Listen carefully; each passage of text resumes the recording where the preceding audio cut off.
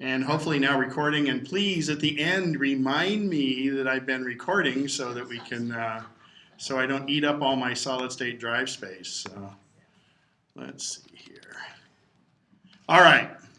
Well, starting off, you know me, you know Pete, and you hardly ever see Lisa. That's our crew from Empower Mac, and Pete's the one that does all the education. This is the little bit of our, I'm pimping Empower Mac here a little bit just so you have it. Lisa's the angel. She does everything, and she's really the boss. And then I'm the nuts and bolts guy. And I come out and help you either remotely or in person. So what we try to do is prevent this. And if you think about it, ironically, that looks more like a PC than it does a Mac. But, you know, we still do have some troubles. So tonight I'm going to try go into a few things that'll keep you from going a little farther and maybe having to do this. So, and then that would be me coming to the rescue, hopefully. So, and then when it's all done, you'll be smooth and going. And that's the other thing too, is the cloud. And that we talked about in detail in the classes, but the cloud's gotten better. We're not going to go into that tonight. But, you know, if everything's running really smooth, it should just be like you're on a magic carpet ride. The stuff I'm going to talk about tonight is first backup, backup, backup. I can't stress it enough. I think that does. We're going to talk about Time Machine and why you should do it. We won't dwell on that a lot. Who here is not using Time Machine? Nobody turn around and look. Just, you know, it's okay. A couple of hands there. Backup. You know, that reminds me of the time I brought my daughter to the dentist. And the dentist, she said, Dad, on the way to the dentist, she said, Dad, is it really all that important to floss my teeth? And I said, when we get to the dentist, why don't we ask him? And so we asked the dentist. My daughter said, Dr. Parker, is it really that important that I floss my teeth? And he said, no. Only floss the teeth you want to keep. Right? So I immediately connected that with backup. Right? Is it important to back up? No. But only back up the data that you ever want to see again. Pete and I hate to get the phone call, and I get them. They say, Ken, my hard drive died. My laptop got stolen out of my car. They had a fire in my house. Not all of those things at once, but usually different things. And the first thing I ask is, do you have a Time Machine backup? And I hold my breath. And when they say yes, I breathe a sigh of relief because I know it's easy to get it back. If they say no, you can spend hours and hours and hours and dollars and dollars and dollars. I personally, years ago, back when SCSI drives, when they had SCSI zip drives, years ago, I was getting ready to back up a database. First time I'd ever backed up a Mac Portable. And I was getting ready to go to a trade show, and I had this huge database of my dealers. That was I was a sales rep, and I needed that database. And I said, well, time to back it up. So I hooked the zip drive up, and this little PowerBook 140 had these special legs that flipped out. And when you push something in the back, it caused those legs to collapse. The back of the PowerBook dropped about 3/4 of an inch and nailed my hard drive.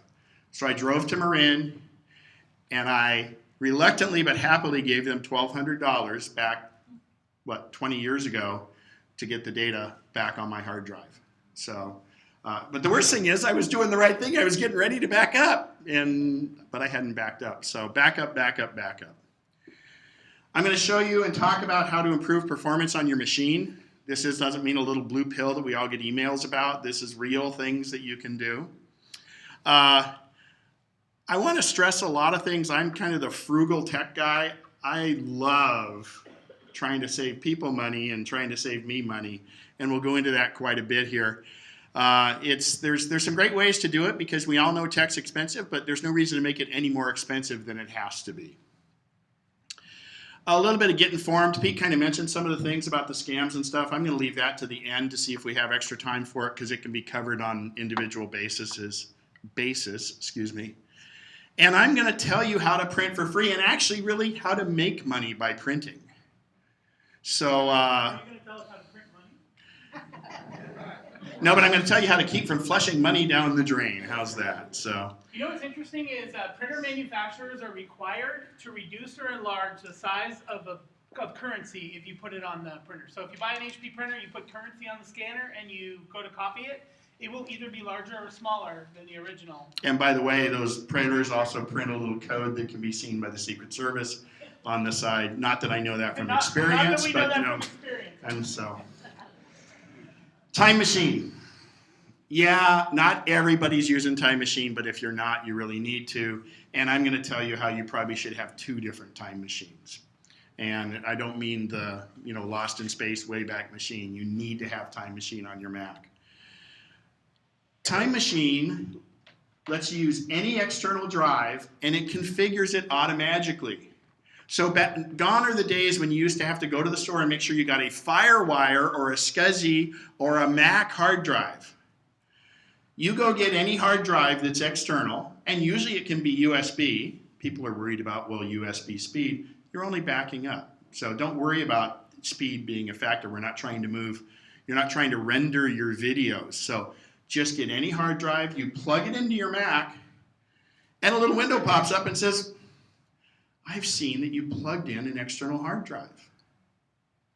Do you want to use Time Machine? A little window, and you say, well, yeah, and you click yes, and it says, well, you know, I'm going to erase that drive, that new one you just plugged in, and is that okay? I go, well, yeah, it's brand new, there's no data on it, I can take it back if something goes wrong. Okay, erase it, and it formats it. And like magic, 120 seconds later, it starts backing up your entire computer. Okay? And the first backup takes a while, depending on how much data you have. After that, it backs up every hour. Now that's huge because you don't have to think about it. You don't have to do anything. The only responsibility you have is to make sure that hard drive's plugged in. If you have a laptop, bring it back and occasionally plug it in so that it backs up occasionally, as often as you want to plug it in. Apple does have a thing called a time capsule where you can do it all wirelessly.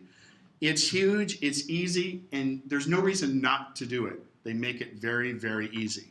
Now, Ken, is the rule of thumb on that to get a hard drive that's twice the size of your existing drive? Well, we can go into technical details and get all geeky if you want, but we've got a lot of things to cover. So usually they say 3 times the size of your internal drive.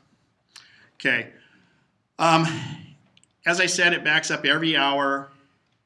It keeps deleted backups. Now, this is the old thing. Remember John Hodgman and Justin Long, and you'll notice he's wearing different clothing there. Well, it goes back, and it goes back in time. And the way I like to explain this to people is, let's say that you're out in the yard and you're taking pictures of your roses. There are a lot of flowers are in bloom right now, and you go out there, and the neighbor's cat runs by. And it's a little blurry, but you take a picture of the neighbor's cat. And you get back and you load them all into iPhoto. The cat picture's blurry, but you put it in there. Let's say 3 months later, you say, well, you know that I don't like that cat, and it's really blurry, and nice pictures of roses though, but I'm going to delete that cat picture. So you delete the cat picture. Let's say 6 months after that, the neighbor comes over and says, I've lost my cat. And you say, well, okay. And he says, yeah, but I need to make a lost cat poster, and you had that photo. You could lie and say you can't get it if you don't like the cat, but realistically, you could reach back into Time Machine, even though you deleted it 6 months before that, and bring that picture out and restore that picture from Time Machine. You can do it with documents, you can do it with applications, you can do it with anything that's on your computer, okay? And people always say, well, how do I do that? Wait till you need it, because there's no reason to really explain it. It's very, very easy, but you don't want to do it wrong because you don't want to bring in more stuff than you really need. But it is really, really easy. The other thing you should do with backups is, it's a 1, 2, 3 rule. You should have your data in 3 spots.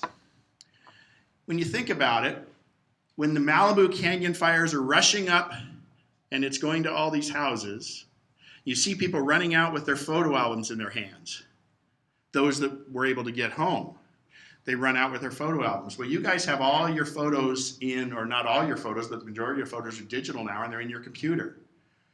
So if you have your computer, your iMac, with your Time Machine drive right next to it, and your house burns down, you've lost all of that data. Even you did the right thing, you were backed up, but you need to also have a backup that's remote. Some people say up in the sky, carbonite and all that. No, a physical backup is better, and you put it in a safe deposit box. I always say put it more than 10 blocks away from where you are, because if there's something that affects 10 blocks, you're probably not going to care about your data because the meteorite just hit and we've got a second ice age coming or something. So just go ahead and back up, and Time Machine allows you to have 2 different Time Machine backups. You just plug it in and it backs it up. So you need to have your data in 3 places, and those 3 places are your internal hard drive on your computer, your first external hard drive, that's your Time Machine backup, your main one, and then a secondary one that's somewhere else. You can go through the pain of burning disks and doing all that, but hard drives are really cheap these days. You can get a 2 terabyte drive for 99 bucks. Costco has 4 terabytes for like $139 now. So hard drives are really, really, really inexpensive, and it's a lot easier than burning a bunch of disks because those disks are prone to failure. The other thing that Time Machine does is, if your Mac gets stolen or the hard drive crashes in your Mac, because Apple doesn't make the hard drives can fail. Or if you go buy a new Mac, you simply bring it home, you fire it up, you plug in your Time Machine, and it says, you've got a brand new Mac here. Do you want me to bring in all your other information that you've had before? And you say yes, and you say, well, from where? And you say, from a Time Machine backup. And you bring in everything, your passwords, your bookmarks, your mail settings. You don't have to do anything. It comes in and it's like you never left, including your desktop picture. Everything that you've got scattered around your desktop, that all comes in also. There was a question? Does it also back up your applications? Yes. And what it'll do is if the new Mac has a newer version of iPhoto, let's say, and the old one had an older version of iPhoto, it won't bring them in both. It'll just leave you with the newer version. And that applies to software. If you're running 10.6.8 on the old one and you upgrade to the new one has Mountain Lion, it'll come in. And it's like magic, and it's wonderful. This is the Time Machine interface. Now, if I had a quiz and I said, who hasn't seen this, we'd really find who has used Time Machine and who hasn't used Time Machine. But it really tells you everything right there. It's quite easy, and it's really, really good. And you don't need to make it more complex than it is. Just plug it in and let it go, okay? This is what the interface looks like if you're, and these are going to be one of the links that I have that'll be posted tomorrow on the website.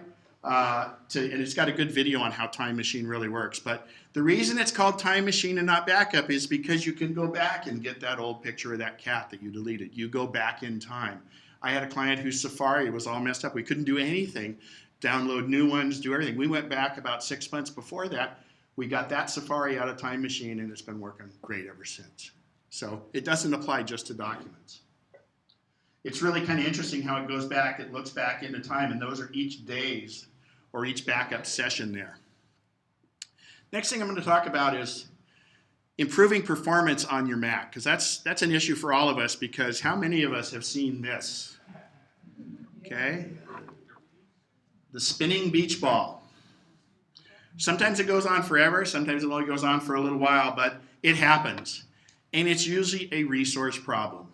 What it means is you don't have enough resources in your computer, or it could mean you're at Yahoo's homepage, which has a tendency to bring a lot of things down because it has a ton of flash in it. But the spinning beach ball it means either your computer doesn't have enough RAM, which I'll explain in a second, or your hard drive is getting old and slow, or it's just the website itself, or the program is gone awry. One of the important things, if you get beach balls a lot, just restart your computer. A lot of times that will self-heal. So that being said, if we go into the guts and the nitty-gritty of the computer, let's try de-geekify it. The first thing in the computer is the chip, the CPU, the brain of the computer, okay? That's the Intel chip. It's a Core i7, an i5, an i3, whatever your computer came with. That's what you're stuck with because that's what it's got. But that's one of the things that as you get newer and newer computers, these chips run faster and faster and faster. We went from a single core to a dual core, and now we're up to a quad core. And it just means that more things can happen at one time. And the faster your CPU or your brain is, the faster things will react and you'll get less spinning beach balls. The most important part of your computer that you have the ability to upgrade, and it's quite easy to do, is the RAM. The RAM is random access memory. It's 2 chips. And when I show you the scenario in a second, you'll see how it really works with the whole thing. But the RAM is very easy to upgrade. Virtually every Mac can be upgraded, except for the brand new MacBook Pro Retinas and the newest, thinnest iMacs can be, the 21-inch can't be too easily upgraded. The other component on your computer is the hard drive. And the hard drive is just this storage device that spins, or now we have solid state drives that are very much like the flash on a little memory card, and they don't spin, but they work really well. But your hard drive is one thing that can slow down with age, but remember, as long as it's not too full, the more data you have in it doesn't slow things down unless you get to a point where your hard drive is getting too full. Okay? It's just like extra books in a library don't slow down the library. Question? What's too full? Recommended that if your drive only has 20% left, you need to start thinking about getting a new hard drive put in. At 10%, things are getting critical, and if you get down to 5%, things are going to go very, very slow, and you risk not having your computer be able to boot. So, did that answer that for you? So, we talked about the brain of the computer. Okay, let's put this in a real-world situation. There's Homer Simpson, and he doesn't have too big a brain, but he must have an older version of the Mac. And then you have the desk that's full of different things. This lady's multitasking. She's got a bunch of things on her desk. She's got a computer. She's got a phone up there. And that's really kind of like throwing a bunch of things at your computer that fills up your RAM. And if you look, it's right below the RAM. And the last thing is the filing cabinet. The filing cabinet is where all your files are stored. So you can't do anything about the brain. That's what your computer came with. But if you'll notice, her desk is pretty full. She doesn't have a lot of RAM, and what that means is there's too many things stacked up, there's too many things vying for her attention, and she needs a bigger desk. Instead of a desk this size, if she had a desk the size of that table, things would be spread out. Think about if you're doing research and you've got 25 papers and you need to be accessing them all. They're going to be all stacked up there, but if you can spread them out, you can see what's going on. These days, our photos take up tons of room. They're bigger photos, megapixels. You've got videos, you've got Safari running, you've got mail going. They all take up part of your processing power of your computer, and the RAM is the choke point. So if you increase the RAM, it's the equivalent of getting a bigger table so you have more room to work and more room to spread around. And it's very inexpensive. I have one client we just ordered memory for. She had 2 gigabytes built into her MacBook Pro, and we just ordered 8 gigabytes, and it was $60. So she's got 4 times the memory. Actually, we're getting ready to install it, and it takes about 5 minutes to install it. So it's the best, least expensive upgrade you can do to your computer, and it will definitely cut down the spinning beach balls. The filing cabinet is the hard drive. So as long as your hard drive isn't too full, don't worry how much stuff you put in it, within reason. Again, remember, you don't want to overload it. And hard drives do get old in time, so if you start getting some spinning beach balls, you may have an older hard drive. And hard drives do wear out, and they do in fact fail. So another reason for Time Machine. So again, more RAM's the best. Any questions on that? Does that kind of break it down a little bit to de-geekify it, so to speak? I see some glazed over eyes. Richard? And what's your opinion of the hybrid drives, and what's your opinion of faster drives? Well, and Pete can attest to this, I've been running a solid state drive for quite a while. Now what Richard's talking about is the spinning hard drive. We talk about the filing cabinet, so to speak. Spinning hard drives have gotten faster and faster in time, but now they make solid state drives. Pete, what's your experience now that you've had a solid state drive for about a month? I'll just say this, I'll make it quick, I know you got a lot to get to. Because of things like iOS devices, our phones and tablets, everything is instant. Every time I touch an app, it's open. When I go back to my Mac, it seems like I get the perception that everything takes a really long time, because on a traditional Mac or PC, you launch an application, the hard drive spins up, the RAM, all these moving parts theoretically. I put a solid state drive in, which is no more spinning drive, and now I get the same responsiveness from my Mac as I do from my iOS devices. Everything is pretty much instant, and it's been an absolute joy. I feel like I've been, Yeah, it's like having a new computer. It's like, yeah, I feel like I've been reunited with my love of the Mac because I'm not waiting for things, which honestly, folks, is like 1.7 seconds, but for me, that's an eternity, right? Like, because on my iPad, I touch something and it's 0.3 seconds, it's open. So it's really been nice to have a solid state drive. you know, it's like microwave cooking's not fast enough anymore either, is it? But on this computer here, it took me nearly a minute to boot before I installed the solid state drive, and it boots now in 13 seconds. I'll post a video link to, I did a little bake-off where I had my iPhone with the drive before I put the solid state drive and the drive after. It's a huge, huge difference. And you can upgrade. Virtually any of your Macs can be upgraded to a solid state drive. But Richard also asked about the hybrid drive. The hybrid drives are in the new, they have a 1 terabyte and a 3 terabyte in the new iMacs, the iMac 21.5 and the iMac 27 inch.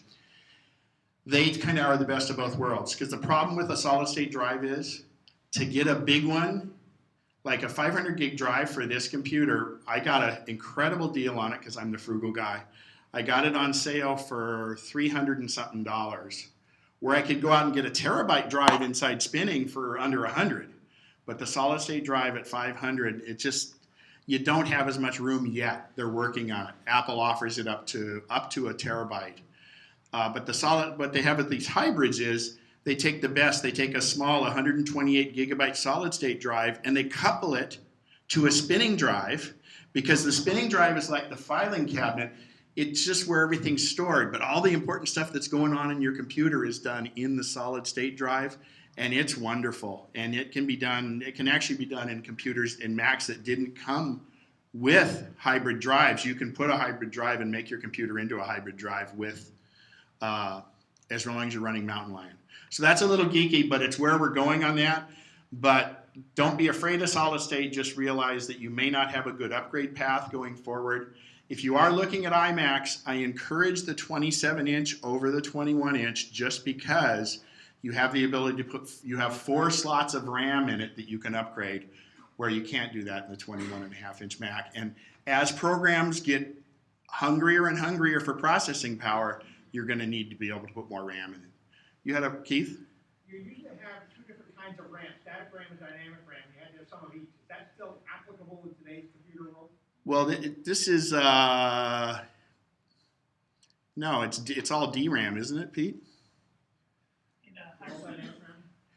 Yeah, I think it's all DRAM. The RAM is DRAM, right? Doesn't really matter. Static versus that. There's built-in RAM inside the computer. You know, there's a cache in there on the chip and everything else, but it's that's a little bit out in the weeds, I think. Worry about what kind you're buying. Oh gosh, no. But I will go into, and in a few minutes here, I have a slide coming up. I recommend using Otherworld Computing, MacSales.com. You'll pay $5 more for the RAM, but they stand behind it, full lifetime warranty, and they've tested them on Macs. They're real Mac people. Yeah, the only call out you have to look for is a desktop RAM or laptop RAM, right? There's SODIMMs and there's DIMMs, which you've got to look out for that, obviously. And there's also DDR2, DDR3, which are different clock speeds. So if you're considering upgrading your hardware, I highly recommend having that supervised by Ken, because he can find the best deals, save you a lot of money, and make sure that nothing goes wrong. And all you have to do is email me your serial number, and I can look it up for you. It's really easy, because the other thing is I'll send you back the sheet to show you what your max is. Sometimes it's too expensive to go to the max, but somewhere in between is good. So, and if Apple many times will say that machine will only support 8 gigs of RAM. Like this one, it says will only support 8 gigs of RAM because when it was produced, that was the highest density of chips. I have 16 gigs running in flawlessly. So another question over here. How much RAM do you recommend today? The most you can get. Really? Yeah, I'll tell you. Okay, here's a real world example. This is a 1.5-year-old MacBook Pro. It was top of the line, 2.7 gigahertz when I got it. It came with 4 gigs of RAM. I thought, wow, I'm cooking now. And I got home, I started surfing Safari. I says, oh, Otherworld Computing has a deal on 8 gigs of RAM. I better go get 8 gigs of RAM, and I put it in it. It made light years difference, and most of that was in Safari. And it's because so many of the web pages now have so much garbage going on that it slows everything down. The upgrade from 4 to 8 gigabytes was huge. The upgrade from 8 gigabytes to 16 gigabytes was not so much. But then the biggest upgrade was the solid state drive. So, My old MacBook won't allow mountain lion. correct? Will this change that? No, the consideration of mountain lion, just to get it, kind of de-geekify it, to go to Lion, we had to have a processor that was a Core 2 Duo, which is 64-bit processor. Everything else was 32-bit. So just think about twice as many lanes on the freeway, okay? Then in Mountain Lion, because it does a lot of other things behind the scenes, it also needs to be, the graphics card needs to be 64-bit, and yours doesn't have a 64-bit graphic card. So there's nothing you can do to that. You can't upgrade it. It's the way it is. But Mountain Lion is, you know, Mountain Lion is a lot better than Lion, but it's not a huge departure. But that's, Apple doesn't do this for pre-planned obsolescence. What it really is they're trying to put more in the operating system, but also the people building the software are putting more capabilities into the software. You know, the ability to do dictation on the MacBook Pro and things, or on Mountain Lion, it's things like that. So it's not that they're trying to kick you out of the market, they're just trying to make things run better for those that want to upgrade to it. Go ahead. My iMac has 4 slots in it. Uh-huh. But I don't So you either have a 24-inch or a 27-inch. 27. Okay? If I buy I'll more repeat. RAM, would I have to throw away the existing RAM? So he has an iMac that has 4 RAM slots in it. More than likely, 2 of them have RAM in it, and in that case, you have a lot of flexibility. Because first of all, the RAM doesn't have to be the same throughout. If it came with, say, it probably came with 2 2-gigabyte sticks, you could add 2 more 8-gigabyte sticks and keep the ones you have. You don't have to throw them away. Or, and if you really want to upgrade it, you could take them out and put new ones in it. MacBook Pros, MacBooks, the 21-inch iMac only have 2 slots, so you usually have to get rid of the old stuff, and unfortunately there's not a big market for it. Other World Computing is who I was talking about. They have a little bit of trade-in on old memory and stuff because they'll resell it, but they do have lifetime warranty. You can go in there and configure it. They'll even show you how to put it in. It's really, really easy on most Macs. So that's macsales.com, Other World Computing. Okay, is that it for computer hardware? Another question there? I have a dual-core, I think it's 17-inch Mac Pro. I can put an SSD in it. Yes, you can put an SSD in anything. It just replaces the existing hard drive. There is a trick we can do in some of the MacBook Pros and some of the bigger ones. I can actually take the optical drive out and put a spinning hard drive in it and put the solid state drive in where your drive was, and you just don't use your optical drive anymore. I really think that's going to be the next thing from Apple. We see the hybrid drive in the iMacs. I think you're going to see hybrid drives in the MacBook Pros. So go ahead. What about upgrading the MacBook Air? There's not much upgrade path on those because they made them pretty thin, and it's like the newest iMac, the 21.5-inch iMac. And like the Retina MacBook Pros are not upgradable either. Yet. I think the new version they might. So getting back onto the cheap Ken kind of routine here is, let's talk about now, we're using the App Store. We're buying our applications for our Mac. We're buying iTunes. We're buying movies. We're buying apps for our iPhone and our iPad. And you know what? I'm a special person, and I can admit that, because I get 20% off everything I buy. Everything. Oh, there's other reasons. Well, that's the only one I'll admit to. I wait till they're on sale, and I buy iTunes gift cards. For me, I can give myself a gift, and I buy them when they're on sale for 15 or 20% off, and I bank them in my account so I have them there ready to go. At Christmas time, it was kind of funny. Walmart online had a deal. They were 20% off. You could get $50 iTunes gift cards for $40, and they would deliver it by email to you. So I figured, Christmas is there. I'm sure there's going to be somebody in my family I forgot to give presents to, and I'll go buy 2 $50 gift cards for $40 each, and I'll have them ready that I can instantly email them to somebody if I forgot someone, right? And then I know that if I didn't forget anybody, they're going to be mine. So I had them all ready to go, and luckily, nobody needed them, and I was able to save them for myself. But right now, currently, and I did a lot of research before the meeting, just so happens, Fry's till next Thursday has 20 $25 and $50 gift cards on sale in the store for 20% off. Why did you tell me that? It's too late for him to go to Fry's right now. Best Buy has 20% off a $100 gift card, and you can order that online. Target also was a latecomer earlier today. They have 15% off if you use that code, and they'll do free shipping if you order more than $75, and I don't know what the shipping is on that. But Best Buy's might be that probably is sometimes it's a downloadable card. But anyway, bank yourself some iTunes credits, and then when Mountain Lion, which is $19.99, only cost me $15 because I banked the credits. You're always going to use them. They don't expire. Okay? So it works a lot. Now, I'm even cheaper than that. I said we're going to print for free. And there's a little printer back on the counter back there that's going to be given away in the raffle. So, actually, I wonder if you could print your own raffle tickets. Now, anyway, we all know ink is expensive. And I have to kind of watch because Pete over here works for HP, and they make great ink for great color printers. And I'm going to wrap this all into one package. You see a little bit, but we know ink is expensive. You know, it's the time. I always tell people the time to look for a new printer is when you go out and you have to buy cartridges for your old printer. First of all, never have a printer that has one cartridge for all three colors of your ink, because what happens if you print a lot of blue? That cartridge has a lot of leftover in it. But printing with expensive cartridges is just like throwing money down the drain. So I'm going to show you how to print for free and maybe even make a little money. And I don't mean make money, make a little money.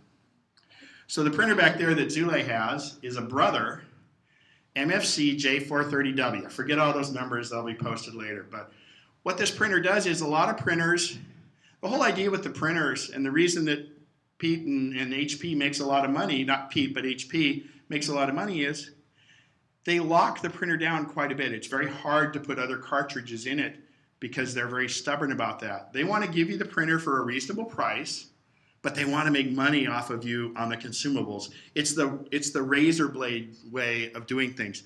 You know, even the women's razors, you know, you go get that razor and the first one's really cheap, but then to get the refillable blades for it are really expensive, right? And they wear out. Well, ink wears out. I used to just go crazy with that. So I found these Brother printers, and they use cheap ink cartridges, and they're not chipped. They don't have to go through that process. They don't protest when you put a generic cartridge in there. But I will state right now that if you want a photo printer, there's none better than the HP photo printer. But I'm going to show you how you can use this to subsidize your photo printing. Because first of all, if you have only a photo printer, you shouldn't be printing everyday stuff on it because it's expensive ink. So this is normally it sells for $99. On sale, it's between $59 and $59 and $69 when it's on sale. And this week it's on sale at Office Max, Office Depot, and Best Buy. Best Buy has a little different number. I'm going to post all these links later. So you get the printer essentially for $60, let's say. It'll scan, it'll copy, and it'll fax. It's an all-in-one. It also has multiple page feed on the top. It's USB and wireless, and it prints directly from your iPad and your iPhone. So you don't have to email it to yourself and then send it to your printer. It goes from there. And you can print for free. The second model is a little more intriguing, and it's the 825 or the 835. And what it does is, it's normally $150. Best Buy has it on sale right now for $99. It'll scan, copy, and fax just like the other, but it also has Ethernet added to the wireless and the USB. It'll print directly from the iPad and the iPhone, but it will also print directly on CDs and DVDs. So if you buy those blank CDs that are inkjet printable, there's a little tray that slides in, and you'll be able to print directly on those. You have to have the special CD or DVD that's printable. It also does what's called duplex. So you now can save money on paper because you can print on both sides of the same paper. When you hit print, you just say print on both sides, and it goes in, goes back through the other way. And again, print for free. Well, we all know ink cartridges some are up to $30. An inexpensive ink cartridge might be 9 refills. Refills are around $9 a cartridge, aren't they?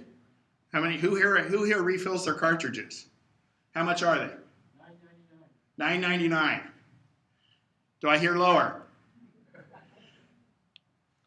I can get you 10 cartridges for that.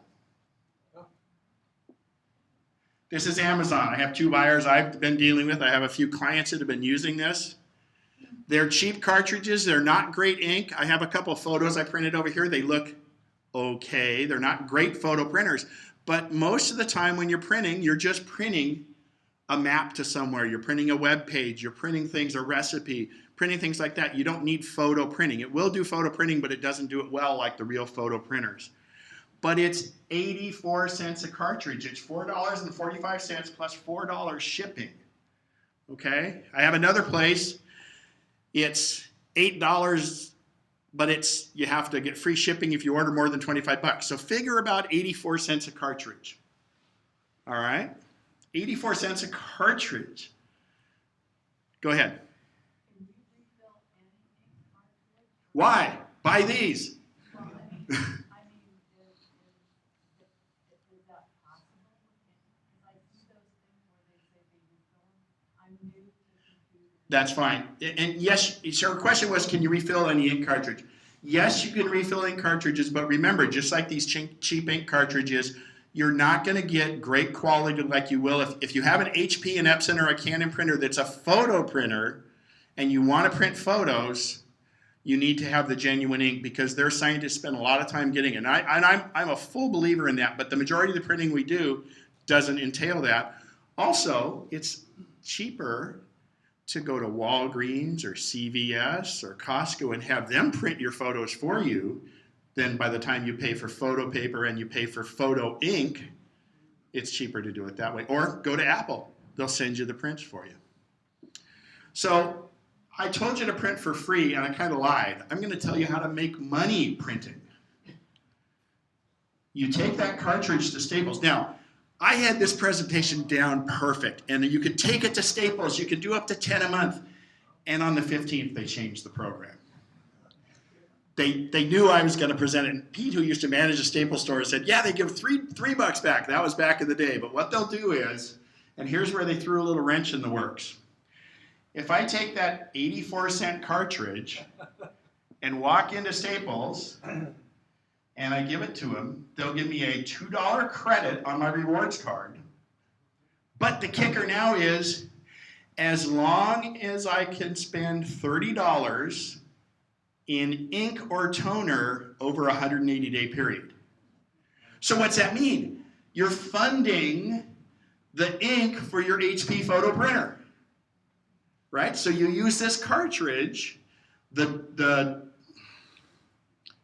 $1.16, first of all, you're going to get a $2 credit at Staples towards another ink cartridge, and you're making money on it. So now people come up and they say, Ken, you know those 84-cent ink cartridges, I'm a little worried about them. I don't know if they'll work. What if I get a bad one?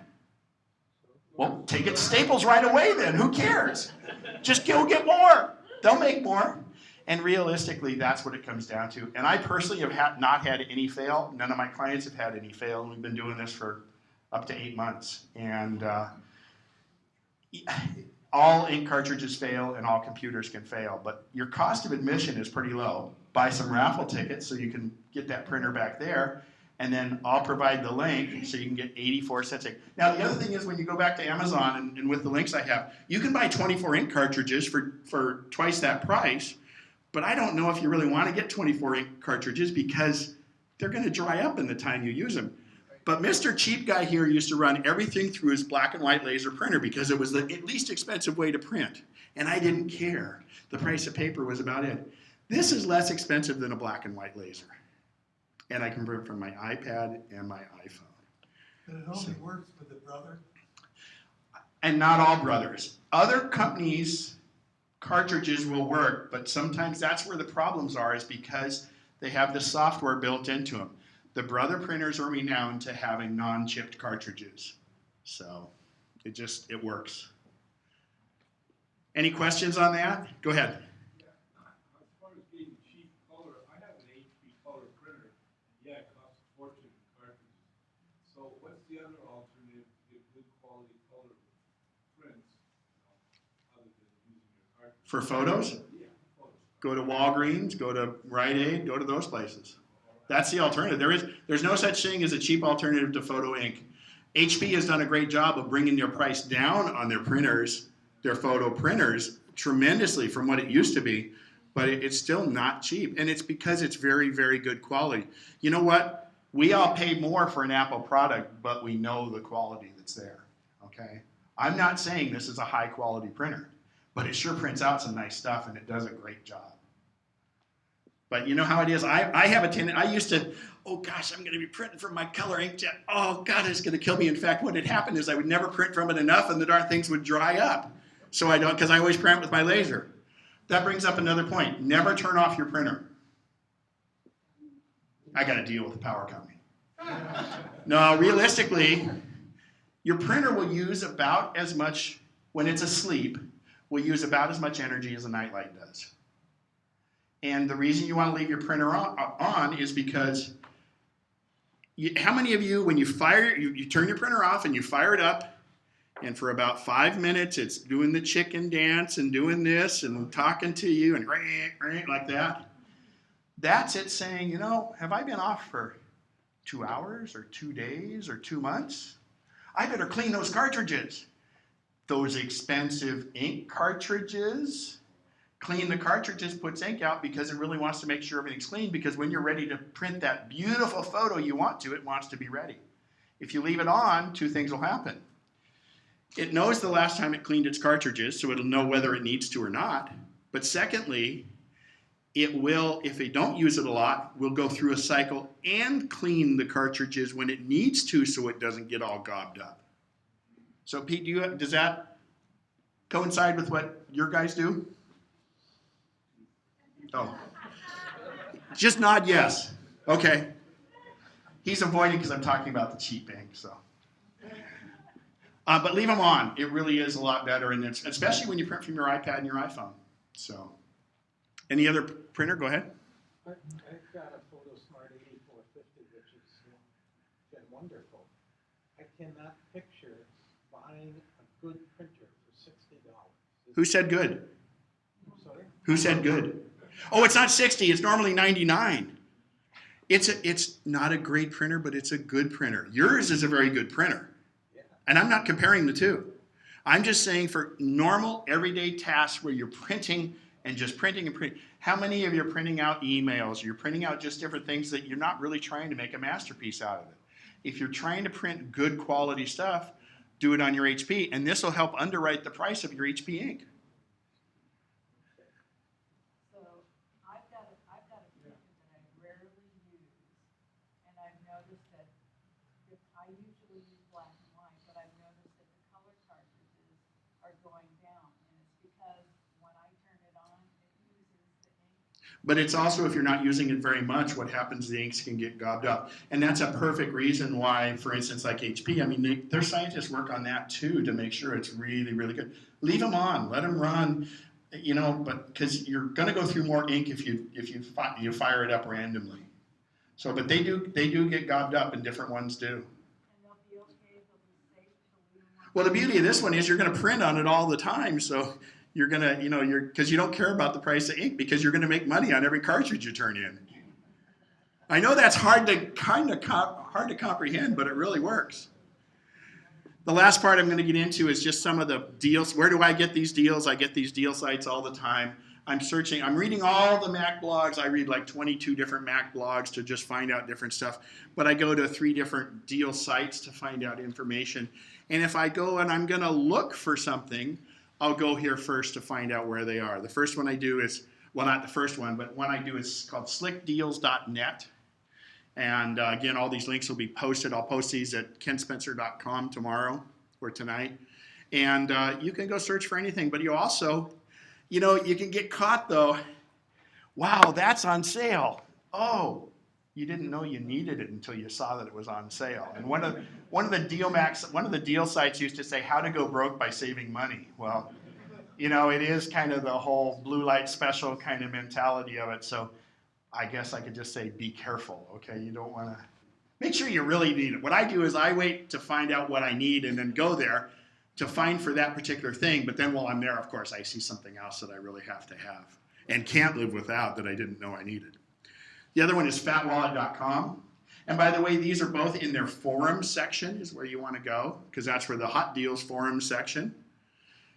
And the last one I do, this is a great thing for Mac Resource. This is, you can ask questions in there. It's very similar. I encourage you to use the MacNexus forum that we have set up also to ask questions. But these are some really good Mac people in there and they'll pretty much answer anything you want. Back on the last thing about the inexpensive cheap stuff is most of us have wireless keyboards and wireless mice now. Apple has for $29, you get 6 batteries and a really, really miserly charger for that. And just keep them charged on there and then plug them into your keyboard when you're done. So you'll always have them ready to go. And that's it. Any other questions right now? Cool. Good timing too. I'm gonna pull up, actually I'm quickly gonna pull up the webpage so you guys can see where you'll be able to find the recording tomorrow. Come on. Stop recording. Yep, thank you.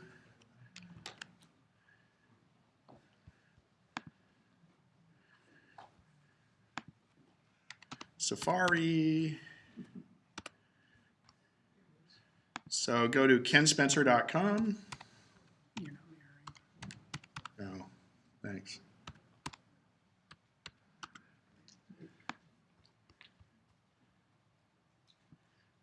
At kenspencer.com, there'll be a part here that says MacNexus.